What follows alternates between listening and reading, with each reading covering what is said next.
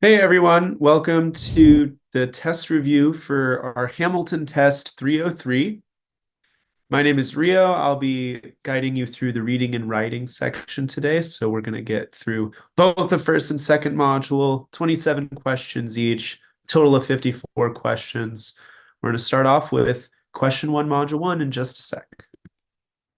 Okay, so our first question here is a word and context question, also commonly called vocabulary. Very often with these questions, we can look elsewhere in the text, other than just the underlined place, and find a synonym or an antonym or something which gives away the meaning to the word we're looking for in the blank. However, sometimes, this is the case in this question, we have to rely solely on the logic of the passage, understanding how transitions or transitional adverbs work. So here we see synesthesia is introduced, and it was thought to be passed through genetics. Okay. So that was the main thinking or the main reasoning behind how synesthesia functioned. But we see this important pivot word here. However, this, however, means we are pivoting. Therefore, we are looking for a word that pivots, okay, as well. Deviate means to go against or to go contrary to what's expected, right? You might deviate from the norm, meaning go away from the norm. Um, and here's what we'd call an opposite distractor. It works opposite in a perfect sense, right? It's exactly the opposite of what we're looking for. And agree with is basically the same as adhere to. Adhere to would mean that they stick together, so it sticks to this old reasoning. Agree with means it agrees with this old reasoning. Improve upon might be a really interesting distractor here because it doesn't exactly not work, but deviate from works better because of our pivot of however. All right. Also, improving upon a reasoning or improving upon a theory typically involves keeping much of that and just making it better, whereas deviate from suggests a break away. To say that it is achieved through training rather than involuntary or genetic experiences, or involuntary experiences or genetic pathways, it's a clean break. They're very different things. Therefore, we're going to go with deviate. All right, with question two here, we have a word and context question, otherwise a vocabulary question, we might be calling it sometimes. Typically in these passages, in these texts, we can find a synonym or some sort of definition, sometimes an antonym that clarifies what kind of word we have in our missing gap. The one thing I don't really want us doing is taking answer choices and just plugging them in and seeing which sounds good. Because as you can see here, this inconclusive achievement, this extravagant achievement, this revolutionary achievement, all three of those, I think encumbering is kind of the only one that doesn't fit. All three of inclusive, extravagant, and revolutionary sound perfectly fine. It's the meaning that determines what works there. So just plugging them in without any really regard to the meaning is going to get you in a distractor, which is likely what happened if you missed this question. Let's look and find the synonym or the definition in the text. Here we see unveiled the first ever direct image of a black hole located at the center of the galaxy M87. All right. First ever direct. This is something that's never been done before. Therefore, we can have revolutionary. We should know that revolutionary has more than one definition. It doesn't solely mean to take up arms against your government or against a colonizing power or something like that and start a new institution. It can also just mean something that's new, something that hasn't been done before. Revolutionary accomplishes that perfectly. Inconclusive means that it is not clear. Extravagant usually has something to do with like too much money, it's over the top, sometimes in a good way, but usually has a little bit of a negative connotation. And encumbering means to stand in the way or to make something more unwieldy or difficult, right? Hiking through the mountains is difficult as is, but once you add an encumbering backpack, it becomes more difficult. So none of those fit. Revolutionary fits not because of taking up arms against your oppressor, but rather first ever thing. All right, for question three here, we have another word in context or vocab question. This one's relatively interesting in that all three of the distractors, or which is kind of fancy speak for what we would call just the incorrect answers. All the distractors are really related. That typically suggests to us, there's one word which is radically different from the rest, and all the other answer choices kind of mean the same thing. Usually it's going to lead us using the process of elimination to the correct answer. So first things first, if you're missing this, you're likely not being deductive in your reasoning. You're not getting rid of things to arrive at the correct answer. It seems kind of silly perhaps to say, hey, you're taking a multiple choice test. Did you consider using the process of elimination? I think everyone would know that that is a good strategy, but make sure you're actually implementing it and really utilizing it in your approach. Here, we don't exactly have a synonym or definition of the word embedded in the text like we sometimes see on the SAT. Rather, we have just kind of the logic of the text suggesting what we need, right? So basically, we know that bacteria and microorganisms cannot live in honey because they produce an environment that's not conducive to them living. So, what word is similar to that? Inhospitable. All right, pretty straightforward, pretty simple there. What if it's welcoming to bacteria and microorganisms? Would it be a good way for bacteria for it to not spoil? No. Conducive means welcoming. Agreeable means welcoming. All right. Conducive means helpful almost. I would say that if you miss this by choosing conducive, you might just not know what conducive or inhospitable mean. Use our 90-10 rule, right? Hospitable. We know something about hospitality, right? As making things nice for people, making things agreeable. Being hospitable is kind of the same thing, right?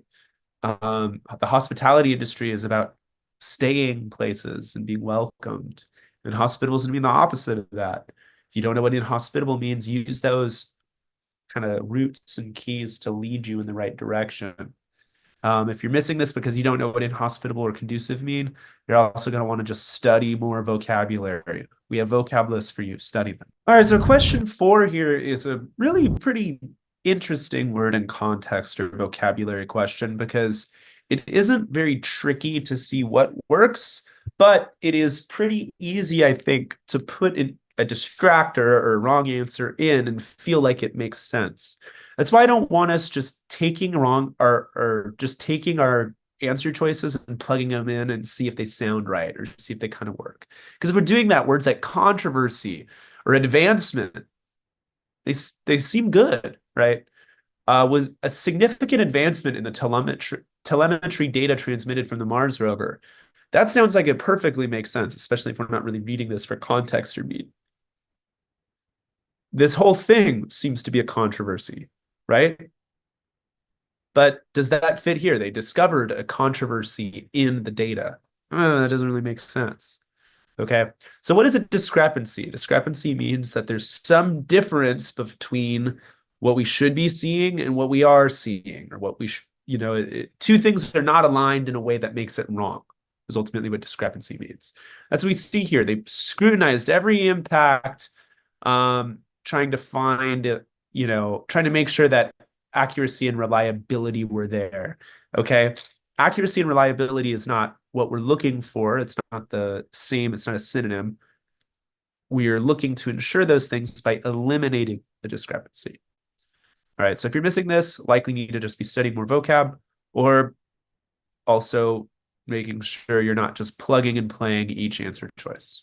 All right. So looking at question 5 here on module 1, we have a main purpose question. Okay. So we're trying to figure out what's the point of this.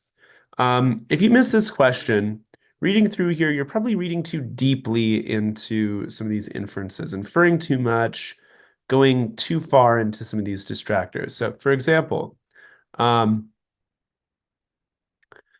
foreshadow the character's intentions to ambush the group of riders in the distance.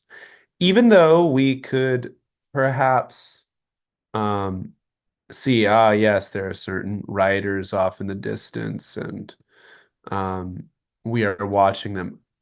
How would we be able to make this inference without making any sort of leap to any kind of conclusion or leaping to any assumption, right? It's not a safe inference. It could be true, but we're not looking for something that could be true. We're looking for something that must be true. All right. Is the purpose here to show this outnumbered thing? No, right? We're not, the goal of this is not to set up a desperate situation for them because it isn't stated in the text. We need to stay close to the text. Here, dread. It's too far. So what's the only thing that we have that works? Well, D, let's explain what this means. To evoke the poignant beauty of the landscape in front of the characters. Okay, so what is a poignant beauty? Means it's beautiful, which we see, right? We see, purple shadows on the high walls, a deeper purple in the shade, in the sage, etc.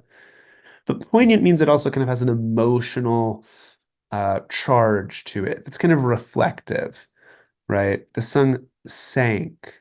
There were melancholy shades, somber eyes. Okay, so those in conjunction with each other, so the beautifulness of the colors, the emotion, the words which can conjure emotion, including melancholy and somber, is enough to give us poignant beauty for D. And for number 6, we have a poem we are being asked to understand the structure of. So let's see the structure of this. First, we have a metaphor which describes the courage of a mother. All right, so we see she has courage akin to granite. Then we are introduced to a treasure, a particular item, a certain golden brooch that she cares. But we see in our third stanza that what she's really looking for, rather than having been left a brooch, she would have liked to have been left the same courage that her mother had, saying, "It is a shame. I need to have this courage. I wish it was that which she left me, but nonetheless, she took it to the grave. It's not accessible to me." All right, so that's the structure. That aligns perfectly with C if we know what all these words means. To lament something is to regret it or to kind of wish it were not the case. We go and we have we lament the dead, okay? So we have that's that third stanza. And the first stanza is she praises one of her mother's qualities. What's that quality? Courage. All right. What is wrong here? Complains. All right. Additionally, strength. We are talking about courage in the beginning, even though she mentions a mountain or she mentions rock. It's not exactly a mountain. These are just, remember, if something is a little off, but there's something that has nothing wrong with it, the thing that has anything wrong with it, we need to get rid of. All right. B, is it likely true that she maybe wishes her mother was alive? Perhaps. But is that stated explicitly in the text? Not whatsoever. She acknowledges the mother's courage. That's good. But the idea that she's wishing for her mother to still be alive, while we might infer that if we're good readers, we're thinking of literature, it might be likely, it might be plausible that she does wish her mother were still alive. The text doesn't say it anywhere. We're on the SAT. We have to go from just the text.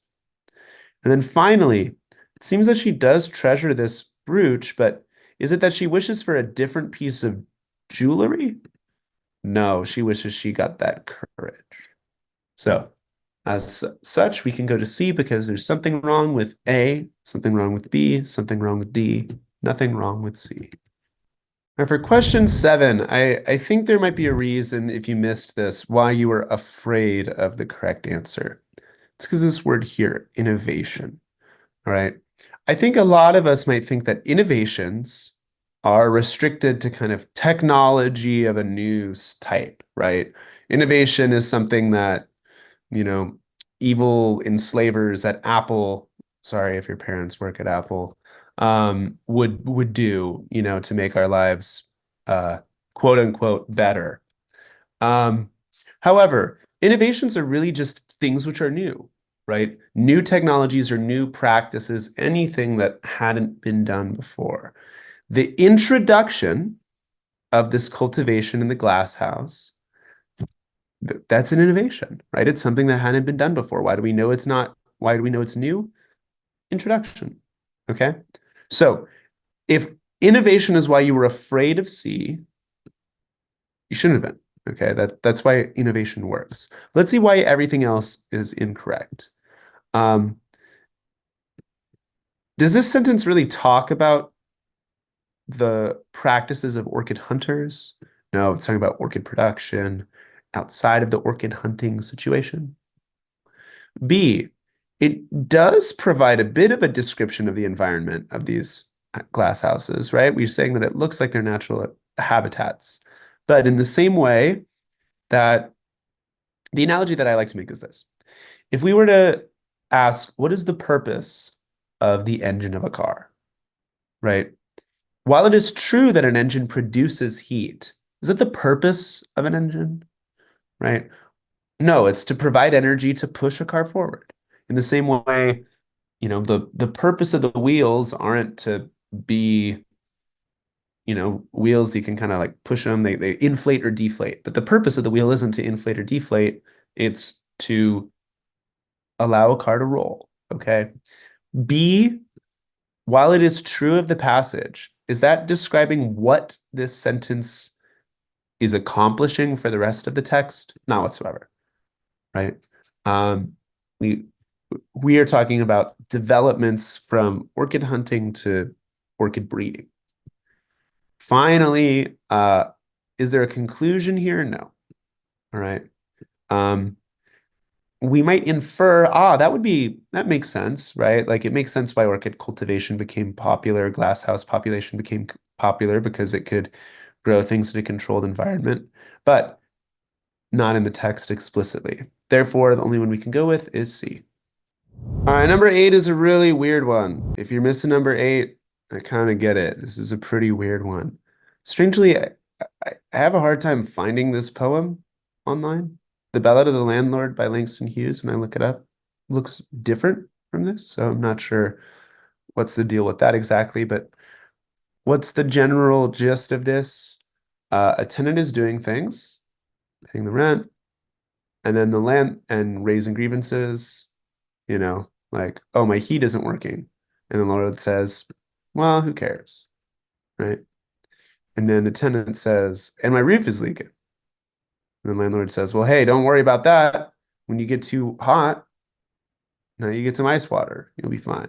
Don't worry. Right. So we see a tenant is having issues and the landlord doesn't really care.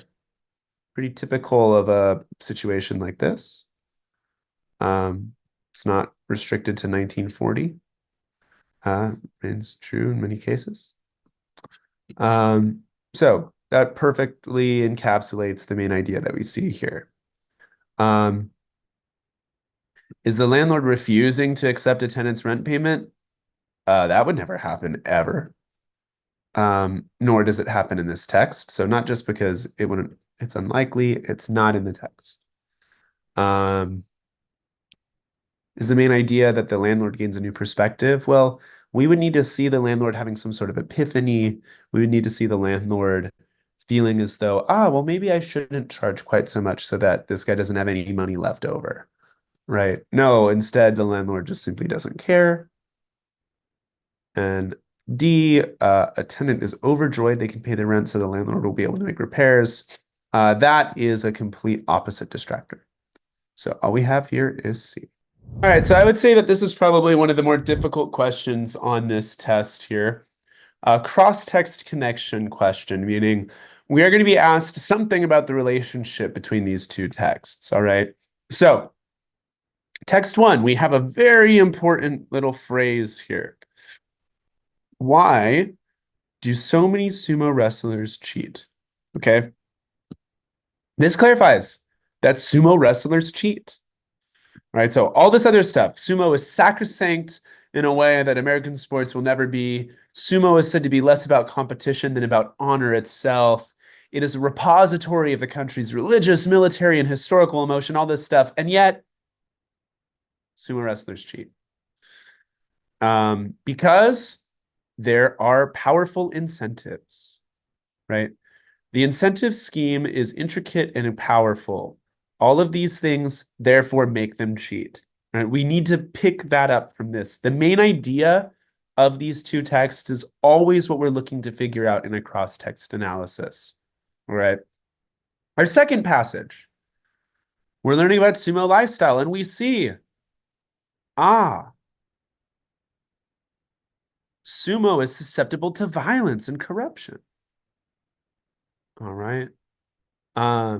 So both of them are saying that there's some problem with sumo wrestling. All right.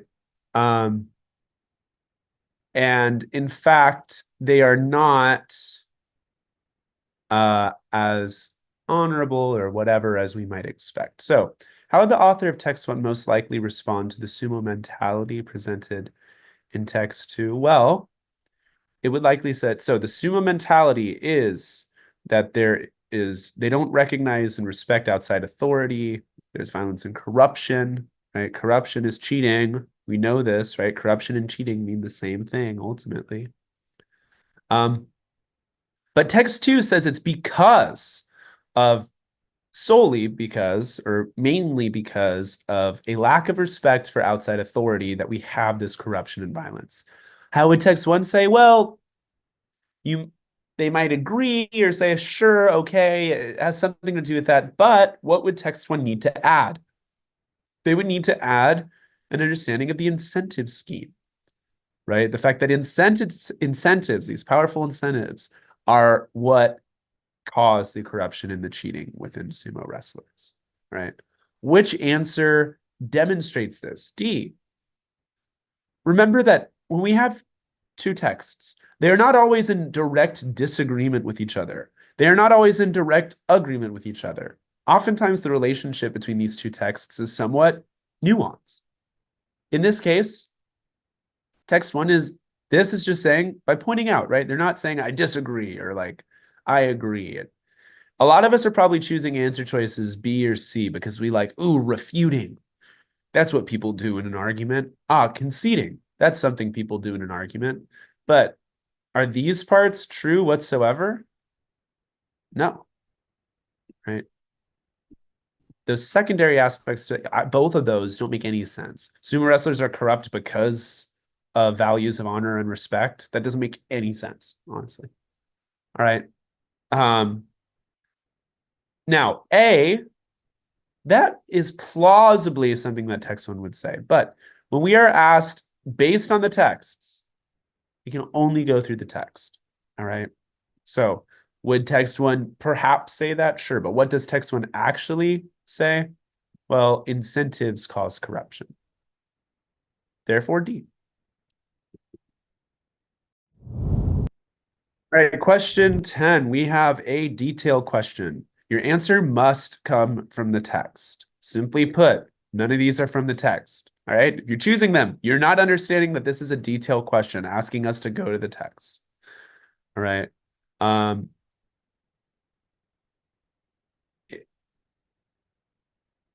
Was this stated in the text? No.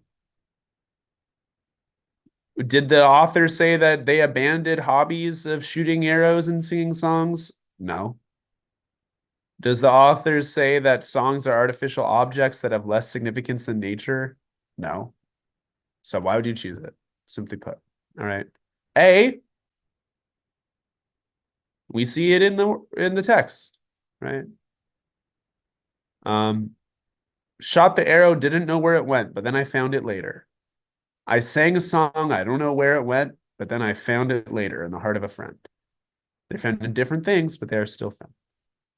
So Longfellow is saying, like an arrow you lose track of, a song ends up somewhere you might not expect, but you'll find it later. All right, so for question 11 here, we are going to make sense of the main idea of this text, all right? We really want to be aware of distractors in our answer choices, qualifiers that make something wrong. There's a lot of half right or too extreme distractors, things which are not safe inferences, okay? So, for example, in love with Widow Riley. He's gonna go visit Widow Riley. Does that suggest he's in love with her? That's too far of an inference on the front end, but that isn't even the part that makes me want to get rid of it. The wants to marry her. Where on earth in this text does it say that he wants to marry her? Or is it suggested or implicated directly in this text? Is it plausible? Sure, it could be plausible, but that's not what we're looking for. We're looking for something that is irrefutable, something that we cannot deny, right? Can we deny? Is it as likely that he doesn't want to marry her as he does want to marry her? Disenchanted with the views means that he doesn't like them. He's disappointed by them. That isn't true. All right. C is an interesting one because is he wandering along St. Charles Avenue? Yes. But there's something about this that we don't like without a purpose. Even though there's streetcars that seem to be leisurely with no purpose, right? That's not talking about Patrolman Minusco. What is Patrolman Minusco's purpose? Well, he was going up to see poor Widow Riley. So what do we learn about him? Well, he likes looking around and seeing things, and he feels bad about this poor widow who is crying. So he's just going to go help her out of the goodness of his heart. There's nothing that he needs to do. It's not that it's something he needs to do. He's just doing it because he wants to do it. So he's empathetic, cares about poor Widow Riley, right? Empathy right there. Compassionate. This is all compassionate. Okay. Therefore, it's D. Something wrong with A, B, and C. That's how we get to D. That's what we want to be doing for every single one of these. So 12, we have a kind of inference, command of evidence, quantitative question, meaning we're going to use information from this data to make sense of the logical continuation of this text right here. So what are we looking for? Well, based on information from the Bureau study, in order to have the highest likelihood of maintaining social media following, small businesses should do something. So what is this asking us to find? Find the thing that makes customers unfollow businesses and stop doing it. So what thing makes customers unfollow businesses the most? Seeing irrelevant posts. All right. It's not too much posting. It's not that there's too few posting. It's not that it might seem fake. It's that the information that the brand or the small business posts is just not interesting, right?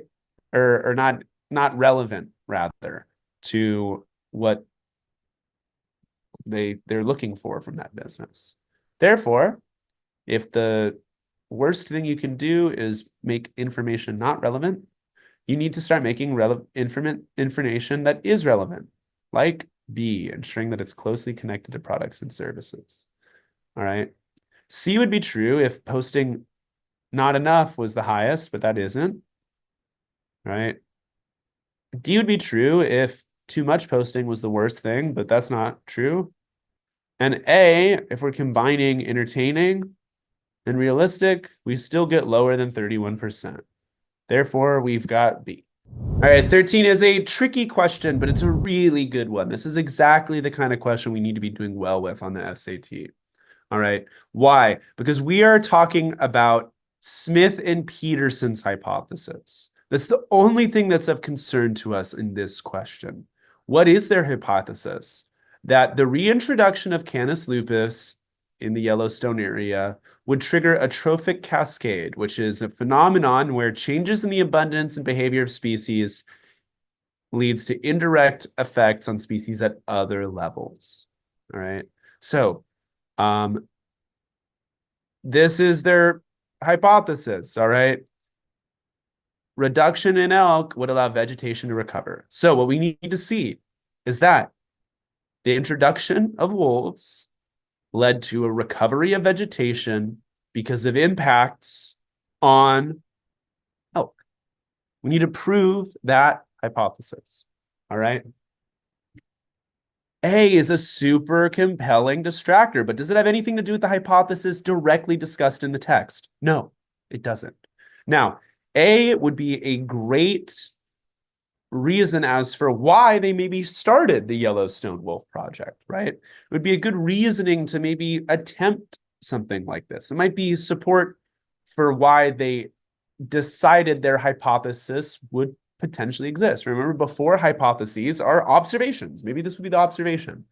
But Is this data which supports the specific hypothesis referred to in the passage? By no means. B, though, does exactly that. It says changes in elk behavior and distribution. That means how many there are and how they act led to resurgent. That means up. Positive shifts in vegetation. That's exactly what the hypothesis is. Okay, so it's got to be B. C is cute, right? We got, little GPS collars on these little wolves, but that has nothing to do with their hypothesis. Their hypothesis isn't that they can be studied. And D, it isn't that their hypothesis wasn't that they were struggling to find food. It had nothing to do with that. So therefore, our answer is B. Question 14 is a simpler question than you might think if you missed this. If you're missing a question like 14 and you have any time left over on the test, you need to be spending more time per question. Why? Well, this is an easy question. Recent studies to analyze the impact of the governmental campaigns. Okay, so these are campaigns that show how much people were influenced by them. Show that they were, and then we see it's either most successful or equally successful. Okay, so let's just get rid of the ones that are wrong. Most successful among women ages 35 to 44 and least successful among men 55 plus. All right, the second part is right. The least successful was among men 55 plus. But what's wrong? This 14% is bigger than this 12%. So we got to get rid of it, right? It's also smaller than this, right? So that doesn't work. For clarity, I'm going to erase. B, why is this correct? Well, this altogether, 16 plus 12, is bigger than anything else. And 45 to 54, 6 plus 9 is smaller than anything else. Good to go. You got B. Are women 25 to 34 and 35 to 44 equal? We have 10% versus 12%. They're different. And D, is 6% the same as 8%? No. That's all we need. Okay? It's very, very straightforward. If you're missing this question, you are assuming way too much. You are not giving this test the time that it deserves, that it requires. This is an easy question, but it's also very easy to miss if we're not doing our due diligence. All right, what is the most important thing to figure out in question 15? The journalist's claim, right? So there's a bunch of claims in this passage. There's the claim of David Levy, which is that popcorn brain is jumping around too much. There's the claim or evidence from UC Irvine, which is that the average attention span is just 30 seconds. Then average attention span in 2003 was 2 minutes and 30 seconds, and now it's decreased all the way down to 45 seconds. Jeez, that's brutal, y'all. But what is the only claim that we really need to look at? A science journalist claims that this is the result of too much consumption of social media. So whatever the correct answer is needs to say social media causes a decrease in attention span. What proves that? B, right? Too much social media triggers small dopamine release. Over time, this can lead to mental restlessness as the brain struggles to focus. Simple as, right?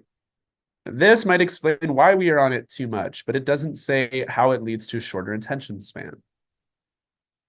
This says that we had other situations where our mind wandered in the past, but it gives too many information because it's text messages, photos, videos, emails, right?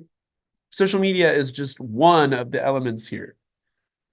We're looking for social media being the element, all right? Finally, D, these are all maybe true, but is it relevant to the question itself? Not really, right? We're not talking about the impacts of the popcorn brain. We're not talking about the consequences or ways to mitigate it. We're talking about what's causing it. What's causing it? Social media. Does this say that whatsoever? No. Therefore, we're going to go with B. That's that. So moving on to question 16 here, we have our first punctuation question of the test. We are trying to just see whether we need a comma, a semicolon, a colon, or no punctuation at all. So make sure you read the whole text. I'm not going to read it all because I know that we've already all read the whole text. But it is important to read the whole text for these to really understand the context, which does inform what we would do in grammar. Remember, grammar is a means to produce meaning. With more daylight available in the evenings, there was less need for driving in darkness, which could improve road safety and reduce the risk of accidents. All right. We have this which here, which clarifies something before. This is an important and necessary part of this sentence, but we're still adding it onto the end. Why does C not work? You would think that an elaboration would likely work here.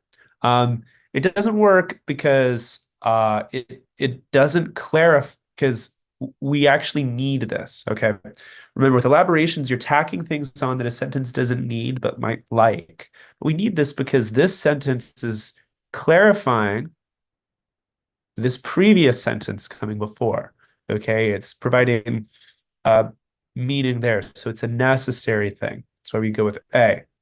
With B, we know that if we're using a semicolon, what's on the left and the right of that semicolon must be able to stand on its own as a sentence, which could improve road safety and reduce the risk of accidents. Can't stand on its own as a sentence, therefore we can get rid of it.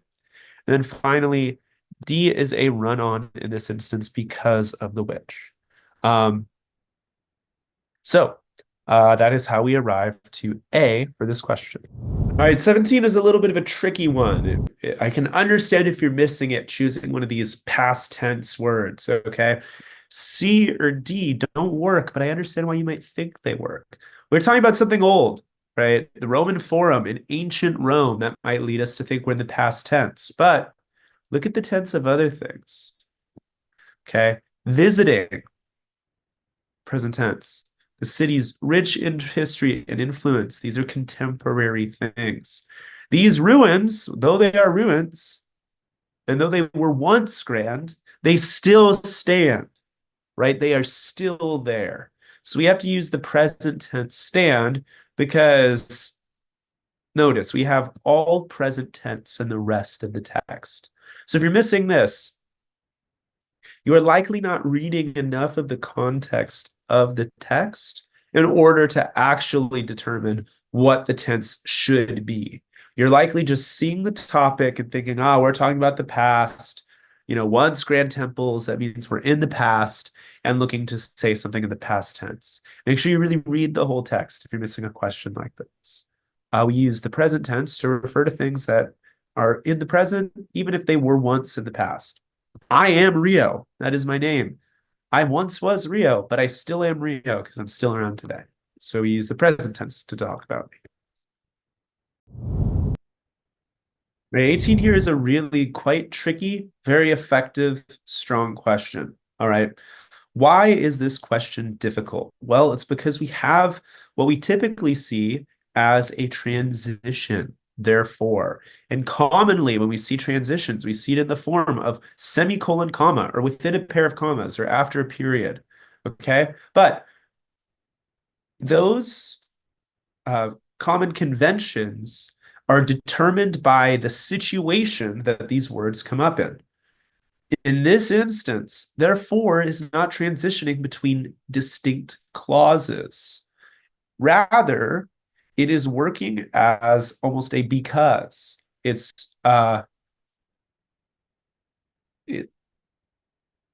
could be thereby, right? To use a more antiquated word.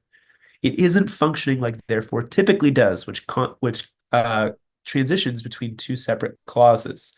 A and B are basically the same thing. A, what goes on the left and the right of that semicolon must be an independent clause. Therefore, embodying the tensions between class, gender, and education in the 19th century. Does that stand alone? Can that stand alone? No.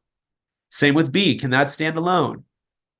On the right side of the period? No. Remember, Periods and semicolons function in very similar ways when they are used to separate clauses. C, on the other hand, might seem likely correct, except in this case, we can't take it out, right? Read it. While also navigating the complexity, they were expected to maintain strict standards of propriety while also navigating the complexities of the relationships with both the children and parents of the household. Therefore, embodying, right, that therefore in C, you would have to take out of the household embodying the tensions is what you would read. Is the household embodying the tensions between class, gender, and education? No, it is the role of the governess. Okay. So think about how grammar is a conduit for meaning.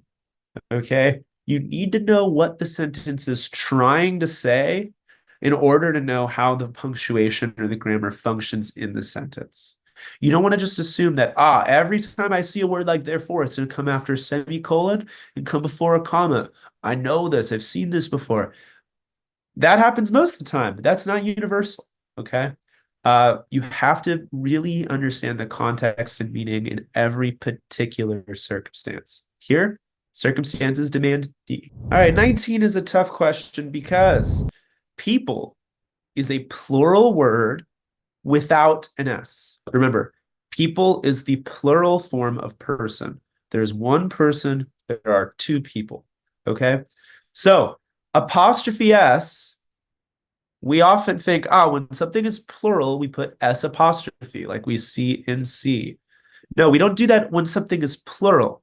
We do that when something is made plural by adding an S. Like, for example, dogs.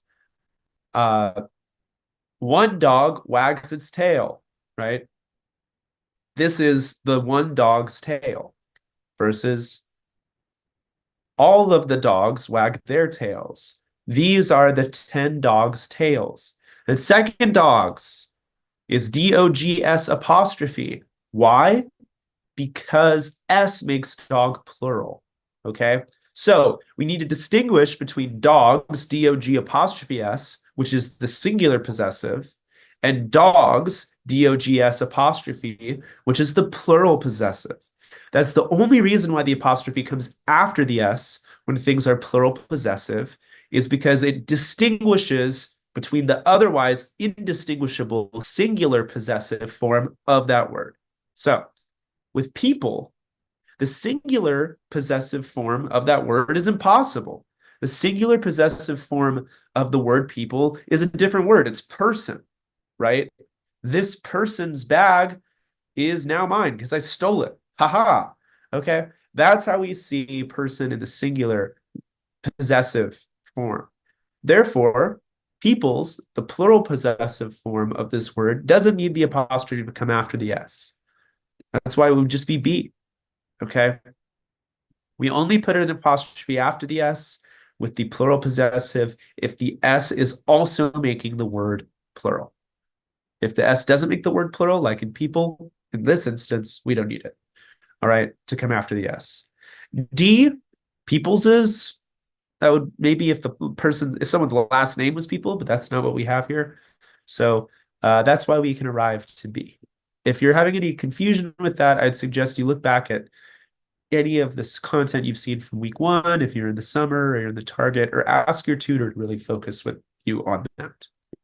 All right, so for 20, we have our answer choices A. We know this because we've taken the test and we're watching the test review. We know that we missed this. We see what the incorrect answer and the correct answers are. Vice versa. The correct answer and the incorrect answers are. How do we know that this should be in the past tense? Okay. We see the past tense all over in the rest of the sentence. Many believed Nicholas was past his prime. However, he defied the odds and showcased. All right. We want to keep this in that sense because this belief was in the past. Why do we know that this belief isn't contemporary? It doesn't stay current? Well, because he did win the Masters in 1986, right? It would be pretty ridiculous to still believe that he's past his prime in 1986 and he's not going to win the Masters because, well, we know he did win it, right? So we're in the past tense. Therefore, A. All right, looking at question 21 here. I understand why you might have missed this question. I think B and D both make a lot of sense if you're not reading the whole text, if you're not recognizing how the whole sentence structure works. His works, known for their distinctively sharp and fast-paced dialogue, ensemble casts, and portrayal of American politics, blah, blah, blah, blah, blah. If that sentence continued after this word politics, then you would want to use the comma. You would want to say either B or D. However, the sentence doesn't continue there. Just because you might expect the sentence to continue there, just because you might expect that his works, which are then described, would be described in what we would call a non-essential phrase, doesn't mean that that is actually what's happening in the question. You need to read in order to do the writing section of the SAT. This is a writing question officially, punctuation question ultimately, or well, form, function, and sense actually. It's a grammar question though, for sure. This doesn't really have much to do with reading, you might think. No, this has everything to do with reading. That period and reading the rest of this and seeing that this is its own independent clause entirely on its own, and therefore cannot be turned into a non-essential phrase, that's the key to finding this answer. Okay? If you do B or D, you end up with a sentence that says, his works. Is that a sentence? By no means, right? His works are known for their distinctively sharp and fast-paced dialogue, ensemble casts, and portrayal of American politics. Those things could be a non-essential phrase if the sentence was differently structured, but it isn't. Therefore, it is essential, and we have to go with C. A, if you're choosing that, you're likely making two errors there. One, you're thinking it's a non-essential phrase, but you're also doing the non-essential phrase improperly because there's no dash to finish it. All right. So don't want to assume that the sentence is going to say what you hope or expect it to say. You're going to actually have to read the whole text.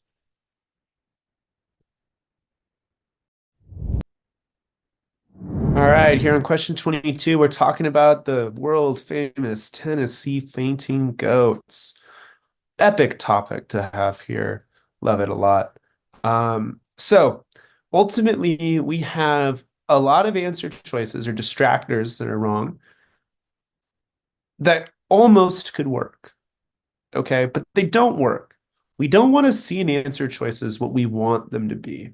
We want to see them for what they actually are. All right, so let's look at one. Um, uh, D, right? D is that comma doesn't work. It's extraneous. It's too much, okay?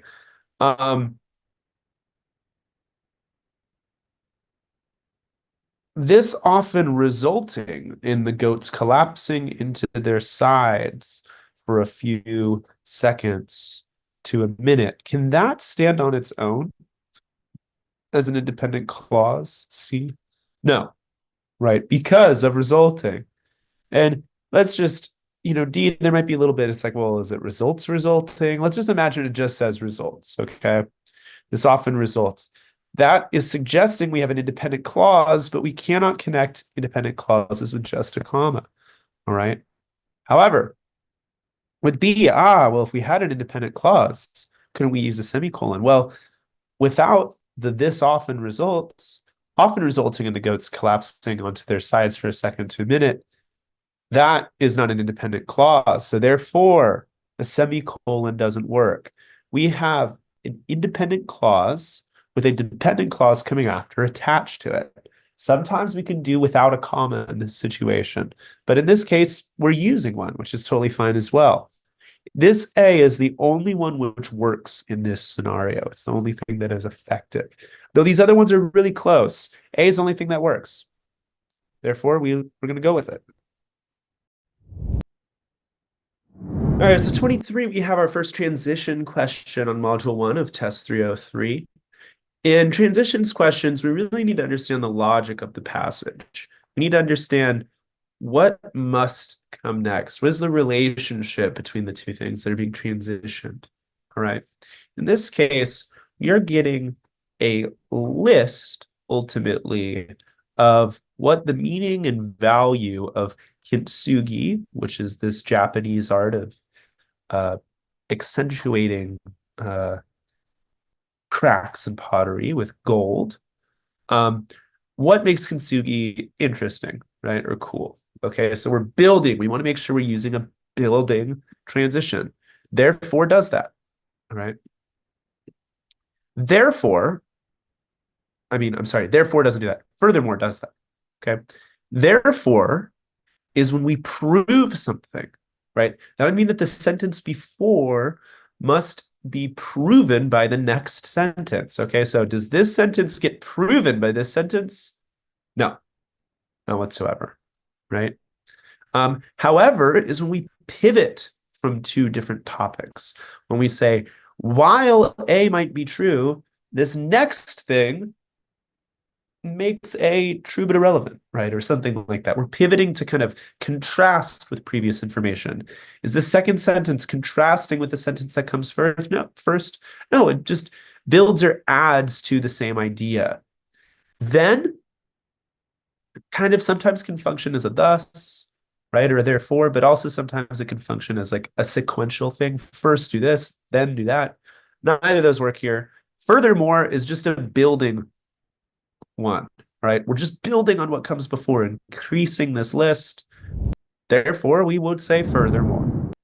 All right, so for 24, we have a transitions question.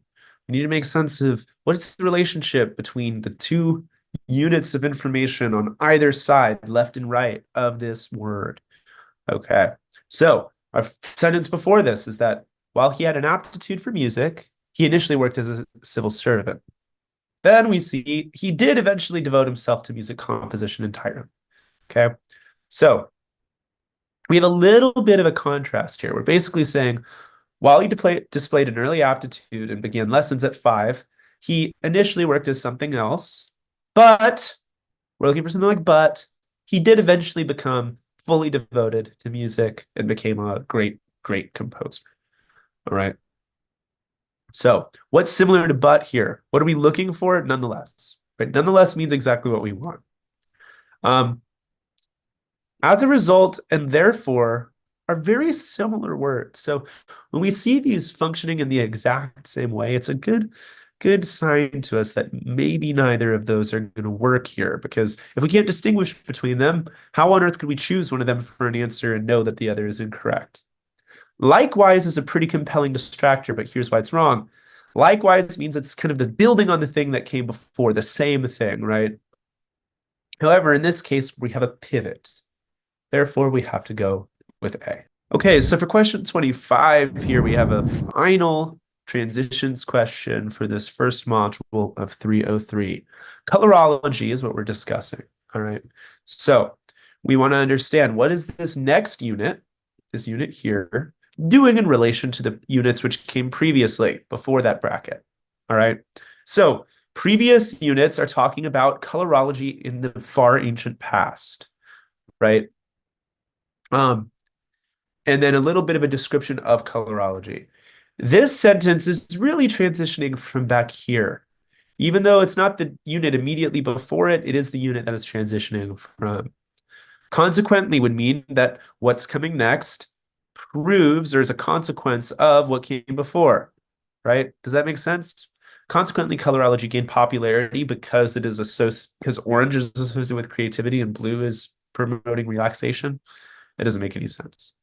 However, would mean that we're pivoting away from something. So to say that it became popular, we would really probably want to say something at the beginning along the lines of, but no one really cared about colorology for a long time. However, it's gained popularity recently, right?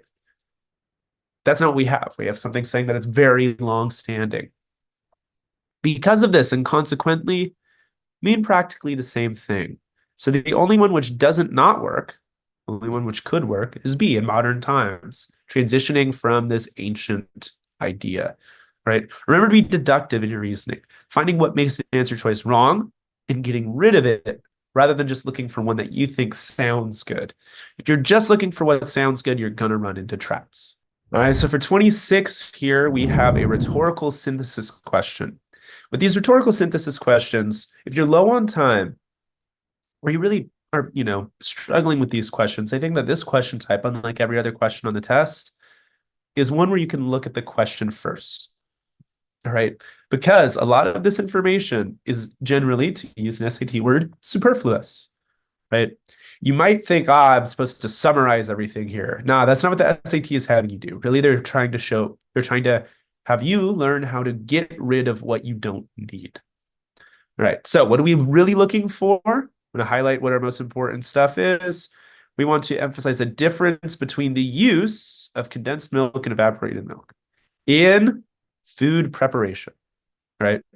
So we want to make sure that we're not just discussing what a difference between condensed and evaporated milk is, but discussing a difference between how they are used. We also want to make sure that the difference in how they are used is correct based on the passage, not incorrect. All right. So for example, C, this is a difference between condensed milk and evaporated milk, right? But is it about the difference in how they are used? No, it's a difference in how they are made.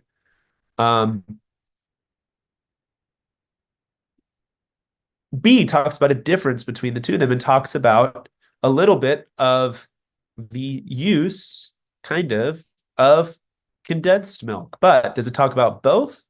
No. Furthermore, doesn't talk about food preparation. Now,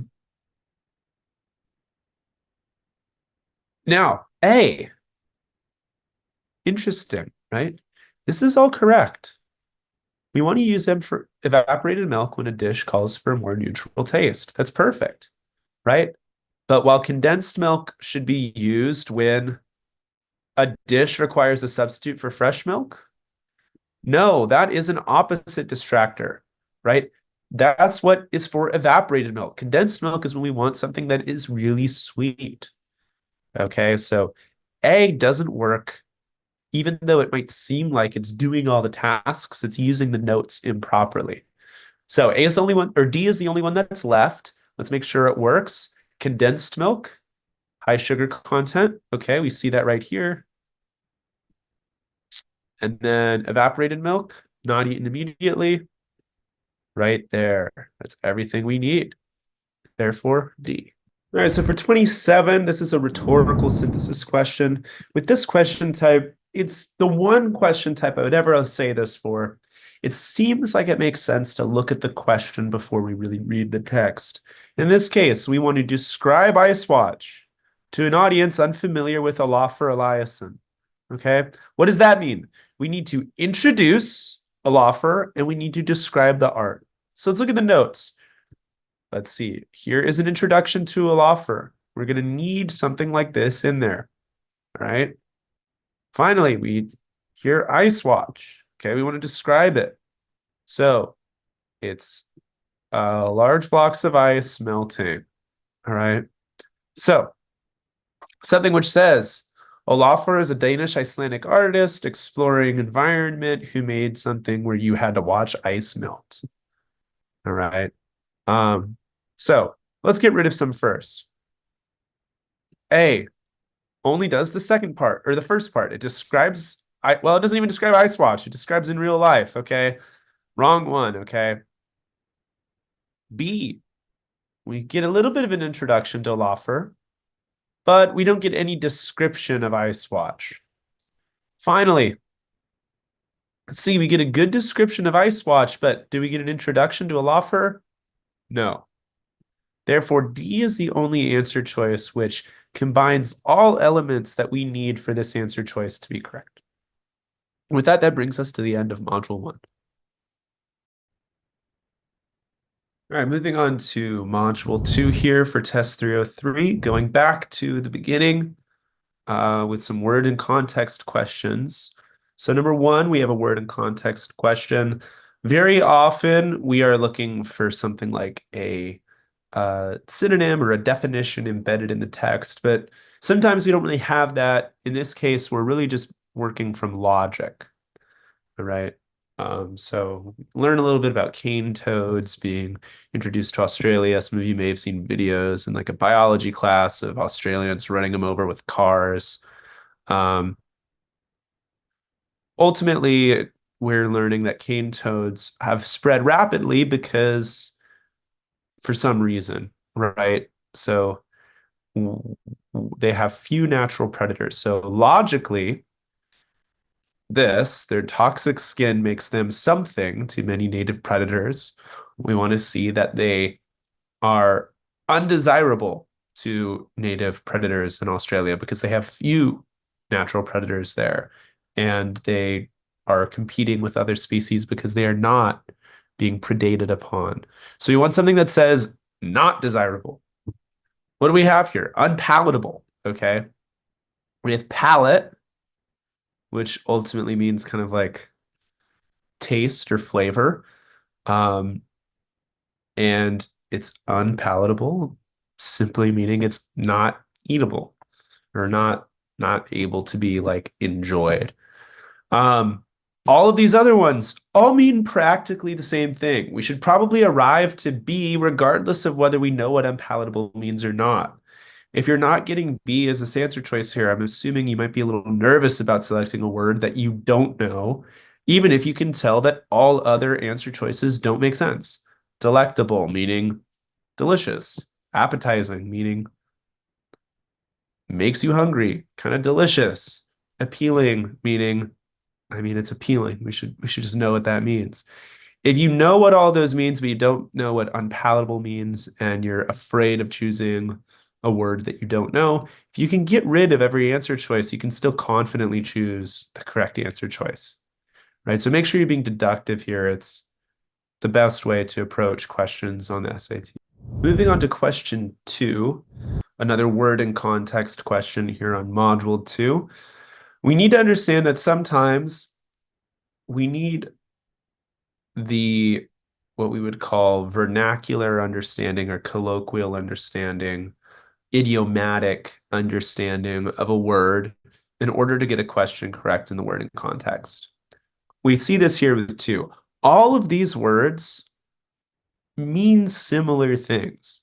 You can attach a rope to a car. You can tie a rope to a car. You can have a canoe secured to a car with a rope. All of these are very similar. All these have very similar meanings, ultimately. However, within the context of the text here, it's clear that only one of them really works. So let's see which ones don't work. Clearly, the first one that I would say doesn't work is matched to the principles of the freedom of the press. Okay, that doesn't really make any sense. Okay, to attach the purpose of journalism to the principles of the freedom of the press would suggest that we're kind of tacking it on, if you will.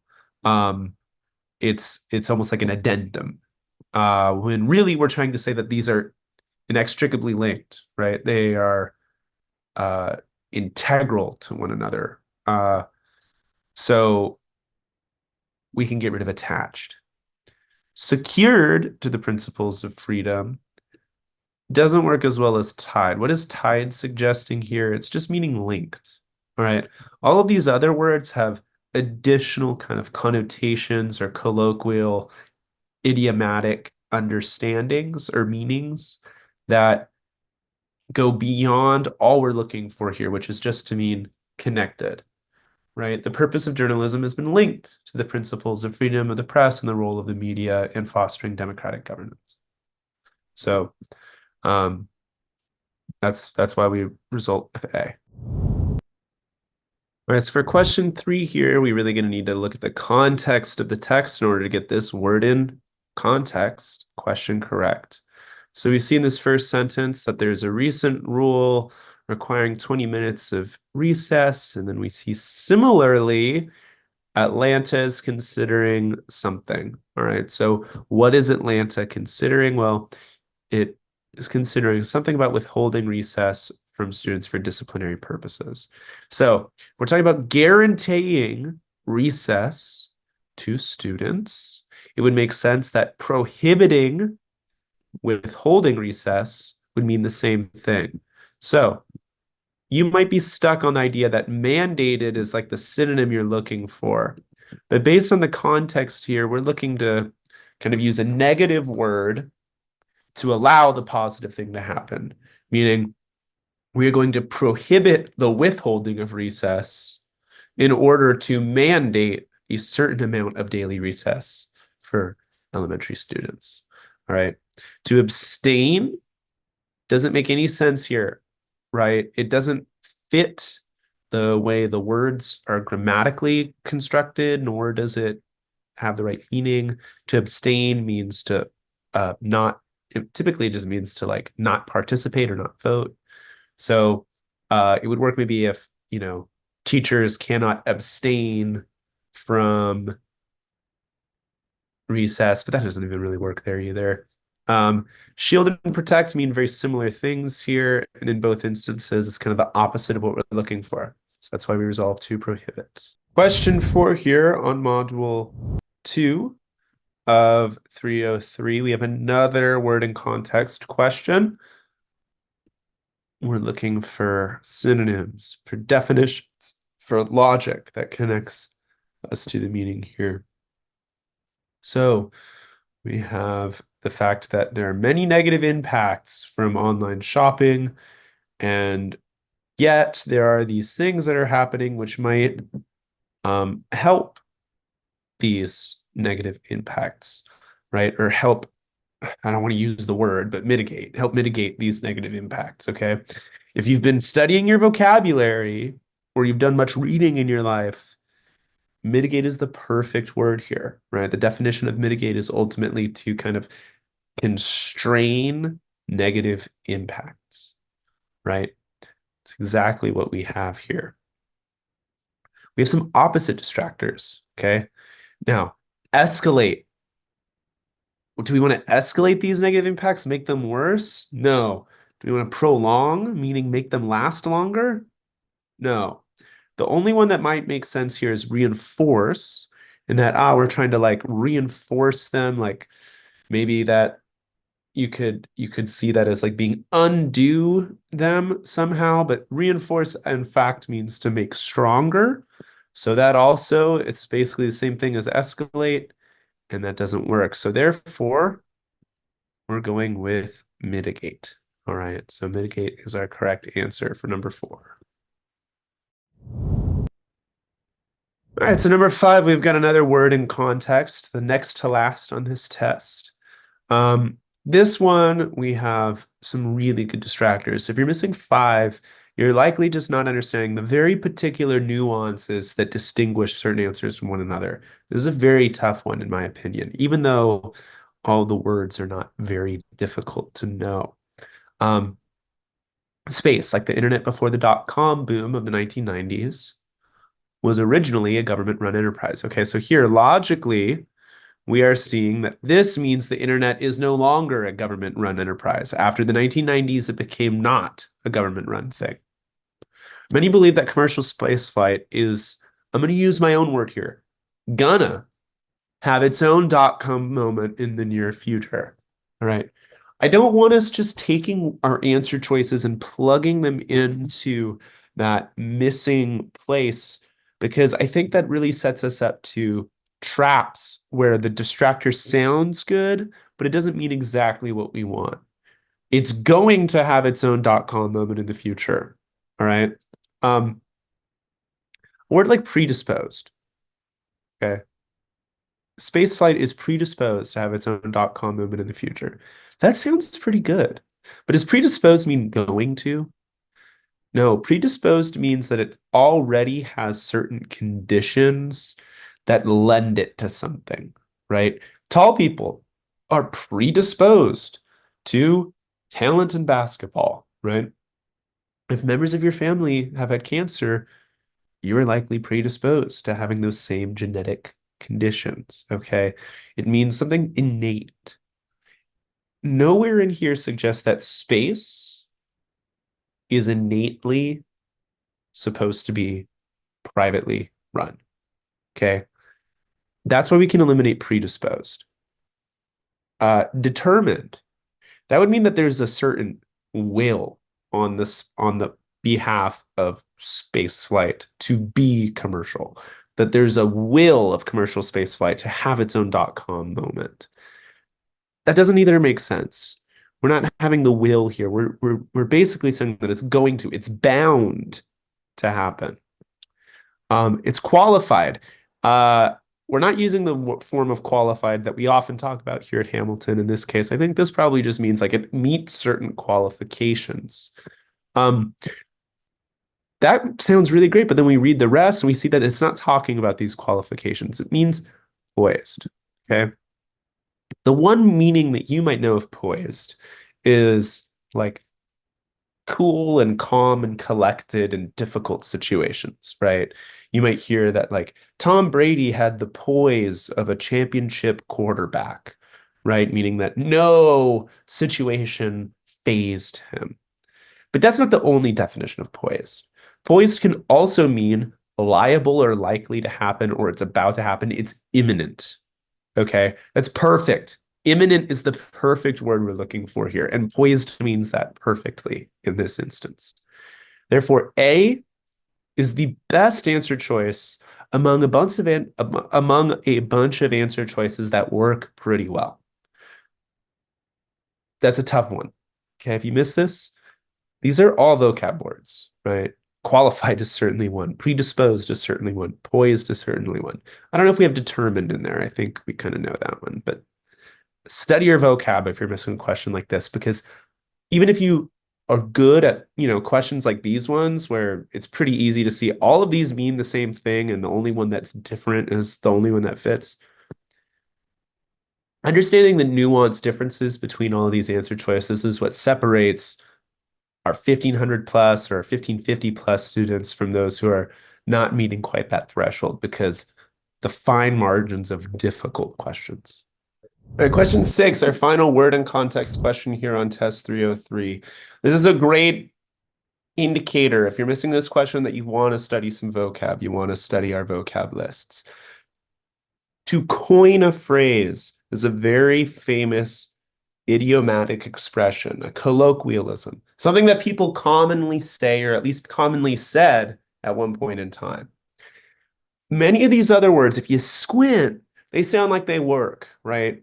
Eastman famously engineered the slogan, "You press the button, we do the rest," to promote the camera's ease of use. That kind of makes sense, right? Like, engineer means to create in some sort of way, right? Arranged is sort of something where if you squint, maybe this works a little bit. Contemplated, you have to contemplate a phrase before you utter it, right? So all of these are things where if you squint, you can be like, well, this kind of fits, but this kind of fits, right? Like in the way that sometimes a rectangle looks a little like a square if it's not too dramatic of one, right? Or um, something of that sort. But coined works perfectly. Okay. Coined the slogan is an idiomatic phrase. It's something that is said all the time. It is, especially by older people. It's in books. This is one of the ways the SAT is testing. Did you read as a kid? Right? I think that's one of the things that the SAT is looking to test for. If you've been reading a lot, you'll know this. To coin a phrase, all right? That's the perfect answer. So this is an example in which answer choices that conceivably kind of don't not work.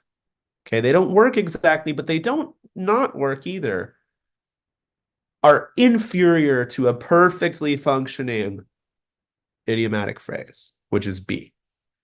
Okay. If you knew all your vocab, there wouldn't be any chance you would choose these other answer choices here. But if you don't know about of the phrase, coined a phrase, you won't know that that is perfect.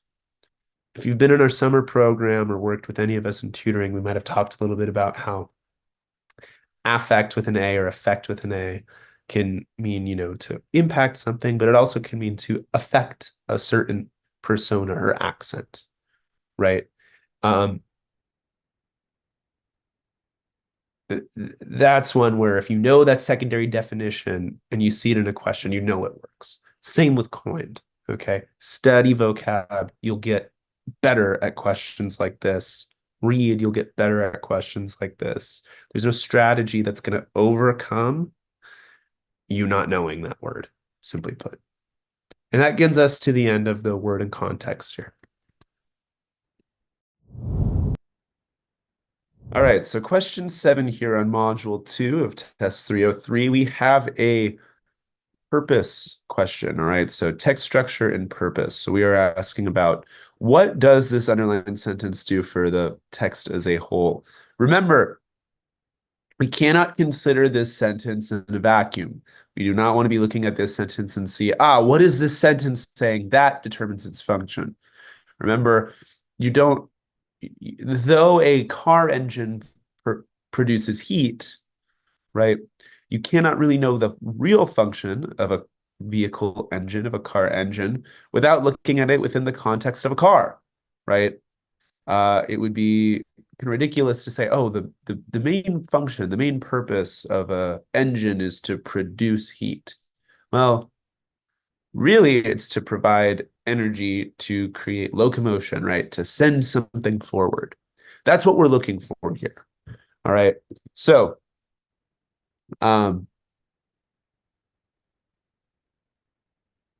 we see this word since the 1990s, right? We have this whole part talking about the past, and then we hear this since the 1990s. That's moving us from a more recent past to now, right? I've been a teacher since 2021. Okay, I'm still a teacher. All right. So this clarifies that we're moving from the past, talking about meatless days during World War II, during World War One, etc., all the way to a new meatless Monday, right? Recent. Okay, that's proving why it works as A. So even though it says that there's new nutrition research doing all these things, the purpose of it isn't to demonstrate that new research to us, but rather to show what's coming next. B is a little bit too broad, all right?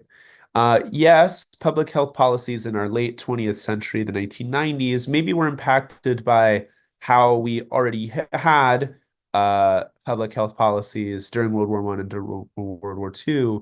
But to suggest that the wars themselves impacted this is too broad. C is a total distractor, right? That would be true of the beginning, but it isn't this part that's underlined. If you're choosing that answer choice, you're not reading the question. Honestly, you're probably thinking, what does this text mean? C, right? And then D is an opposite distractor. Yes, it shifts the focus of the paragraph. Good. But from a public health to a wartime effort campaign, no, it's the opposite. It's switching from a wartime effort campaign to a public health campaign. So A is the only one which clarifies what we have going on here directly. All right, so question 8, the first thing I want you to notice is this right here, according to the text. That means we're dealing with a detail question. I'll erase that just a little bit because it's going to be kind of hard to see. That means we're dealing with what we call a detail question.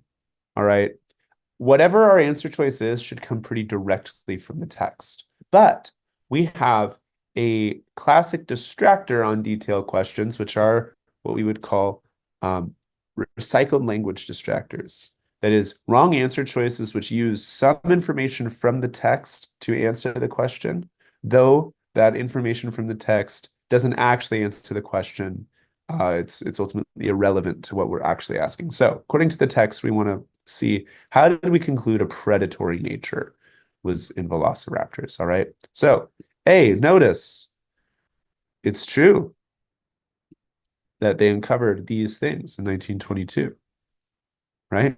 Perfect. But did that prove their predatory nature? No. Where do we see that? Where do we see the proof? All the way down here.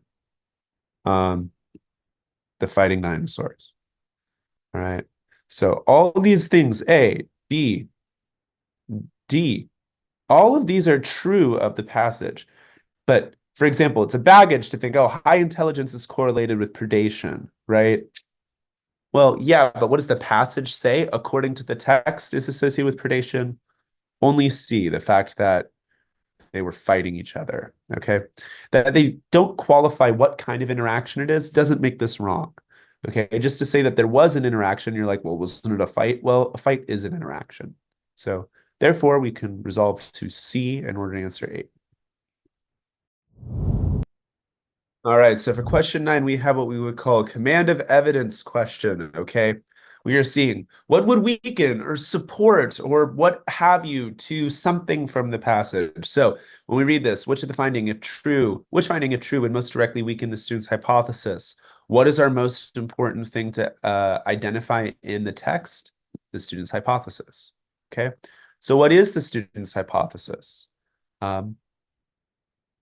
That a slow release granular fertilizer is more beneficial for the growth of Russian sage than a liquid organic fertilizer, right? So we get 3 groups in this study: a control, liquid or organic fertilizer, and slow release, okay? The 2 that we really were going to care about are slow release and liquid organic fertilizer. So, one thing that we want to avoid is seeing whether we're like proving anything with group 3. Okay, so like D, we're amalgamating the seeds planted with fertilizer compared to the group without fertilizer. Okay, so we're amalgamating the groups with fertilizer to the one group without fertilizer, but we're comparing the 2 groups that the 2 groups that both are fertilized. Okay, so that doesn't make any sense in D. It's not actually comparing the thing that we're really supposed to be looking at. For example, C, this would be really interesting. This would weaken a hypothesis that fertilizer is good, but we're just comparing slow release fertilizer with liquid organic fertilizer. We're not comparing whether any fertilizer is beneficial or not, right? The hypothesis isn't that fertilizer is good for them. It's that slow release granular fertilizer is better than liquid organic fertilizer. So, one, liquid organic fertilizer is the only fertilizer parameter here, which means we're not getting the slow release, which we need. And secondly, we're comparing 2 things that are not actually relevant to the student's hypothesis, okay?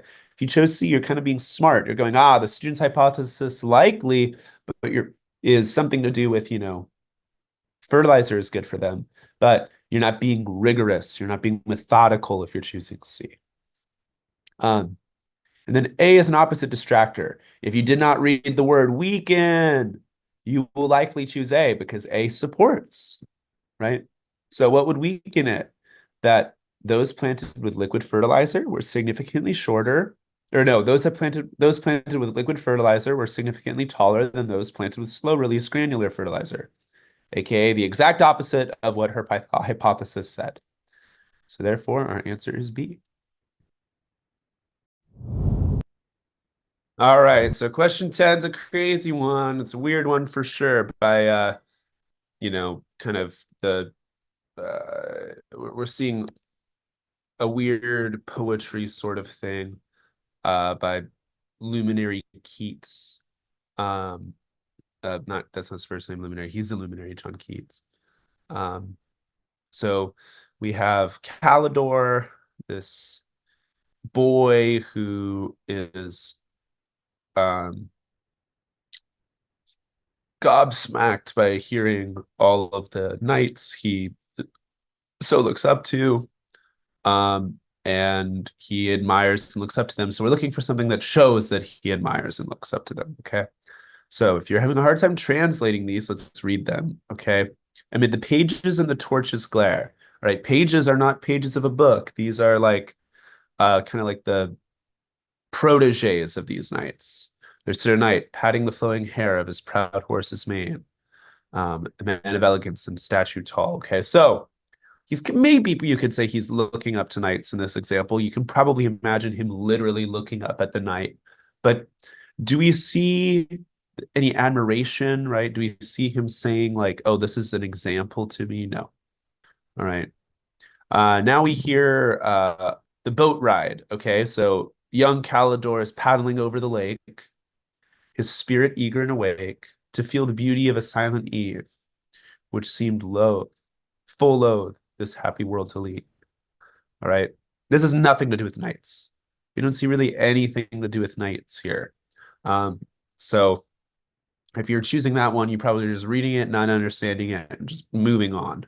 Not a good strategy. We want to translate these. Young Calidore is burning.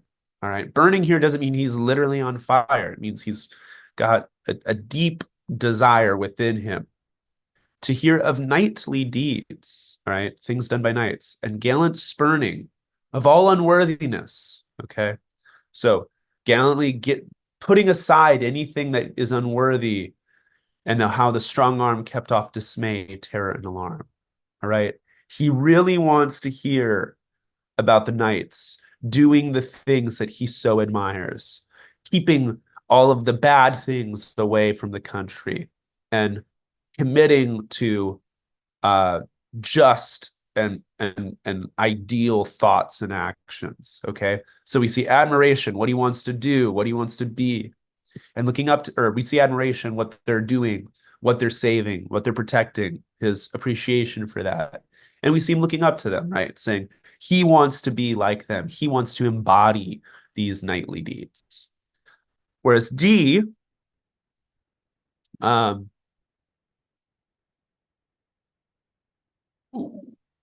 we see a vague reference to a knight and that Calidore is walking around, but we don't see Calidore's feelings or thoughts towards knights in D.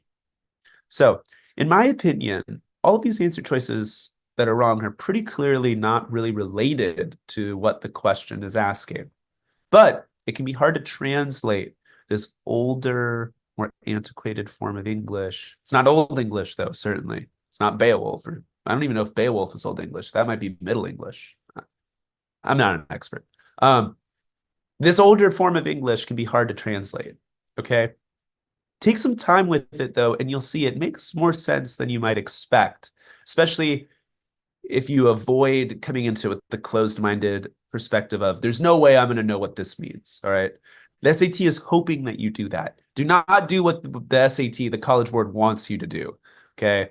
They are always leading you astray. Just be confident, try to figure it out, and you'll likely arrive to the right answer. Yeah, we have a kind of interesting question here with number 11. So typically when we have these graphs, I'll use blue. Typically when we have these graphs, we're being asked something about like, oh, how does what from the table proves what data from the table proves a claim in the passage, or what data from the table aligns with the passage, which would be what we call a command of evidence question. But here we're being asked to do a logical completion, right? We're supposed to infer how this passage ends based off of the quantitative information the passage gives us. All right, so we're doing something a little bit different from what we're typically asked to do. Be aware that the SAT does this. They thwart our expectations sometimes. All right, so let's read the text. In 1693, Sicily earthquake struck parts of southern Italy near Sicily, Calabria, and Malta on the evening of January 11th. I don't know if Malta is part of Italy, but whatever. At least 70 towns and cities were destroyed, seriously affecting an area of nearly 6,000 square kilometers and causing the death of more than 60,000 people. Not a time to be alive, it sounds like. The earthquake was followed by tsunamis that devastated coastal villages along the Ionian Sea and the Straits of Messina. Recently, researchers collected soil deposits in areas affected by flooding after the tsunami. The researchers determined, okay, so we are looking at the fact that this is a graph showing us the inland flooding from the tsunami in these areas. So we see that there's two parameters. There's a first wave that's going a certain distance and a second wave that's going a certain distance, which in all cases, but at Siracusa, seems to go further. Okay, so the second wave, it goes further at everywhere other than Syracuse. All right, so that's kind of interesting. So let's take a look here. In all 6 locations where soil samples were collected, flooding from the first wave reached farther inland. Okay, that is not true for any of them except for Syracuse. So we can get rid of A. In all 6 locations, flooding from the second wave reached further inland than flooding from the first wave. Okay, that's true of Mascali. That's true of Catania. That's true of Augusta. That's true of Thapsbos. That's true of Orgine or Ognina. But is it true of Syracusa? No. So all 6, whenever we see an all 6 absolute, we should be a little cautious. The flooding from the second wave reached further than the flooding from the first wave in Mascali, true, but in Syracusa, no, it was the first wave that went furthest in Syracusa. It's a weird exception here, probably because of some geological functioning, okay? So the flooding from the second wave reached farther than the flooding from the first wave in Thapstos, and Ognina. True. Okay, this is true. Second wave goes further in both. All right. Is that the most compelling information from this graph? No. Why would we say just Thapsos and Ognina and not bring up Augusta or Catania or Mascali? Well, you probably would want to if you were writing your analysis of this, but you're just trying to identify what is true. And according to the text, according to the text and the graph, the only thing that's true here is B. So remember, be deductive in your reasoning. Get rid of things. Don't look for what you like the most. Because if you're looking for what you like the most, you might arrive to C. You might arrive to D, or to B, I mean. But if you're looking for what's not wrong, if you're looking for what's not wrong, you're going to arrive to D because you find something wrong in A, B, and C. All right, question 12 here is a tough one on module 2, I will admit. We have to do a little bit of inference here that is very logical, very reasonable, but might be a little bit more than what we're typically asked on the SAT. So we get a poll. All right. European respondents saying they lacking information on genetically modified foods fell from 40% to 26%. So more people have information about genetically modified foods in 2008 than they did in 2005. In the same poll, 58% of European respondents were apprehensive about consuming genetically modified foods. Okay.